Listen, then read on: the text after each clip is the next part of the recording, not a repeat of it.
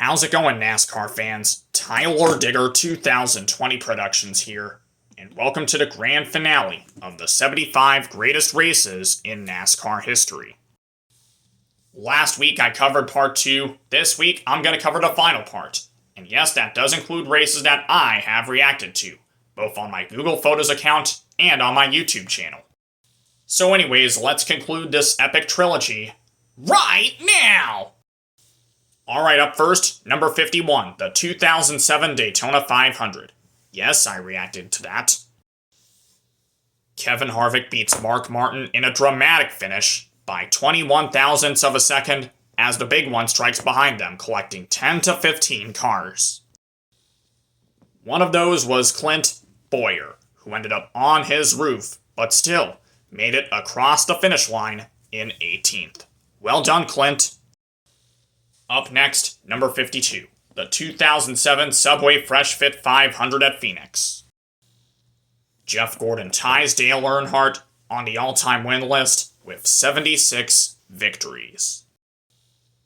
After the race, Gordon would later honor the Intimidator with a victory lap while carrying a flag with his car number on it. Wow. Number 53. The 2007 Centurion boats at the Glen. After getting knocked out of the lead, Tony Stewart pulls off the old spin and win. Number 54, the 2009 Aaron's 499 at Talladega. Yes, folks, this is a race that I have reacted to as well. Brad Keselowski gets his first Cup Series win by dumping Carl Edwards on the last lap and sending him into the catch fence. Payback would come a year later at Atlanta. Number 55, the 2010 Daytona 500. Jamie McMurray holds off Dale Earnhardt Jr. to capture his first Daytona 500 victory, thanks to some drafting help and a huge push from Greg Biffle. Number 56, the 2011 Ford 400 at Homestead. Tony Stewart and Carl Edwards were separated by just 3 points coming into this race. However, these two would finish first and second respectively, and this led to a tie? What? Luckily enough, thanks to a tiebreaker, Smoke won the championship because he won more races than Edwards. Am I right? Anyways, number 57, the 2012 Finger Lakes 355 at the Glen. Kyle Busch got turned by Brad Keselowski on the last lap. This set up an insane last lap battle between him and Marcus Ambrose. These two traded paint several times on this lap. However, it was Ambrose who ended up winning. Number 58, the 2012 Advocare 500 at Phoenix.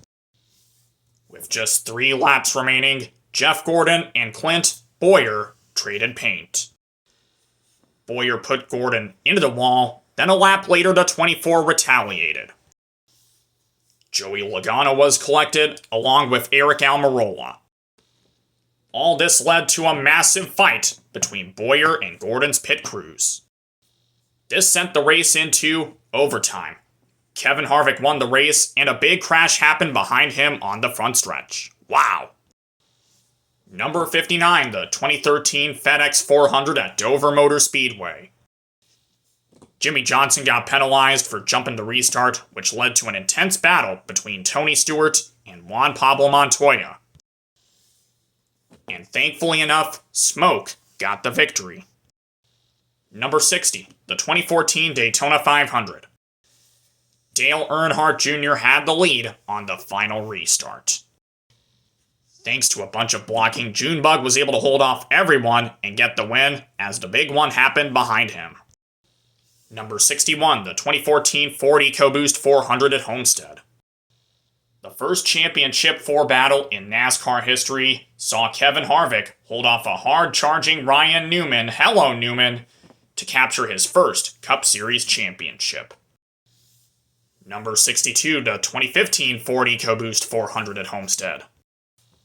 After missing the first 11 races because of a broken leg, Kyle Busch captures his first Cup Series championship. Number 63, the 2016 Daytona 500. Matt Kenseth, Denny Hamlin, and Martin Truex Jr. were 3 wide on the last lap. Kenseth got quote-unquote big-time loose coming out of 4, which set up an insane battle between Hamlin and Truex. Are you kidding me? Ironically enough, Hamlin won the race by 10 1/1000ths of a second.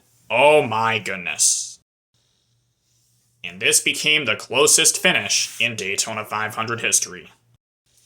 Number 64, the 2016 Ford EcoBoost 400 at Homestead. With just 10 laps to go, Carl Edwards got turned by Joey Logano, which caused a big one in the first turn. And don't get me wrong, but yes, I have reacted to that. Luckily, Jimmy Johnson captured his 7th Cup Series title, tying him with Richard Petty and Dale Earnhardt. Number 65, the 2017 First Data 500 at Martinsville. This was the first ever night race at this track. Kyle Busch and Martin Truex Jr. leave turn 4 on the last lap as the big one happens behind them. Ironically enough, it was Rowdy who got the win. Number 66, the 2018 Overton's 400 at Chicagoland Speedway. It was the Kyle and Kyle show on the last lap as Rowdy and Kyle Larson were battling for the win. Larson tried the slide job, but it didn't work out really well for him as Rowdy would get the victory. Number 67, the 2018 Bank of America Roval 400 at Charlotte. On the last lap of this race, Martin Truex Jr. and Jimmy Johnson were fighting for a spot in the round of 12. But before they could make it to the start-finish line, the two of them got spun out.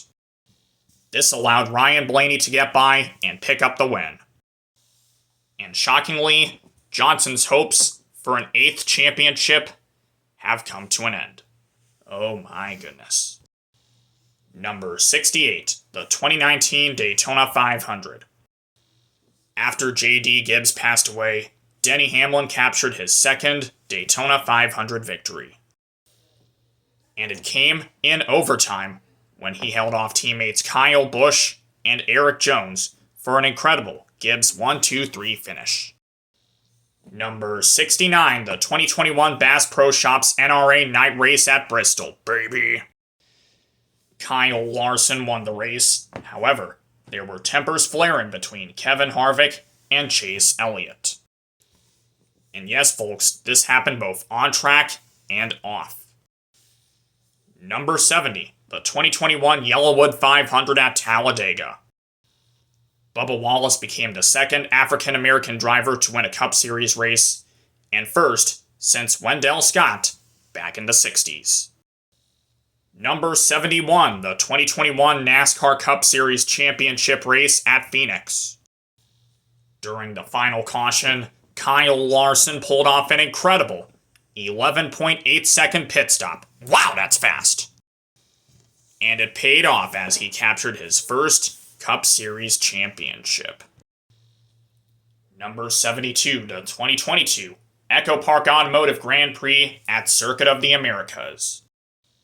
This race featured an incredible last-lap battle between Ross Chastain, Alex Bowman, and AJ Allmendinger, which is now on my YouTube channel, so go check that out. Fun fact, I reacted to that finish, and it was crazy! Before they could even reach the final corner, the 16 got spun out, and this allowed Ross Chastain to get his first Cup Series victory.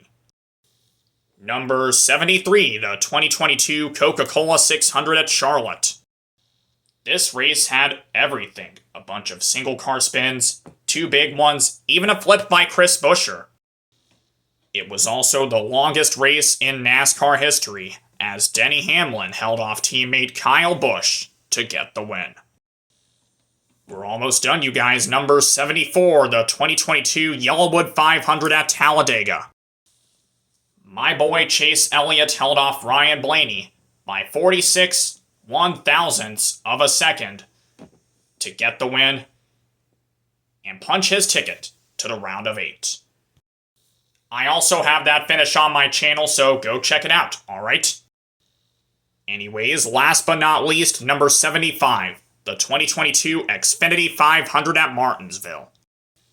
Christopher Bell wins the race and keeps his championship hopes alive.